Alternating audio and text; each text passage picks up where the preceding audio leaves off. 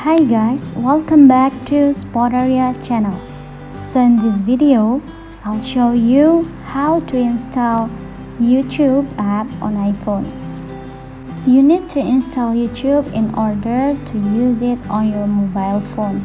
Before you can install YouTube, you need to set up your mobile phone for internet and activate your Apple ID on your mobile phone.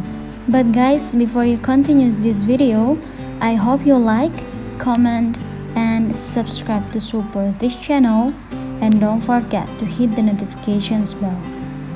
So without any further ado, let's get started. First up, you have to tap your app store on your phone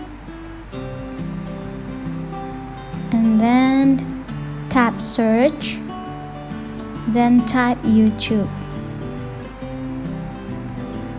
Tap on it and then tap the cloud icon and you have to wait until the download finished, and then if it is done, slide your finger upwards starting from the bottom of the screen to return the home screen. You can find the YouTube app on the one of your page home screen. Yeah guys, that's all. Thanks for watching this video. I'm waiting for your response in the comment box below. I'll see you soon on the next one, and good luck.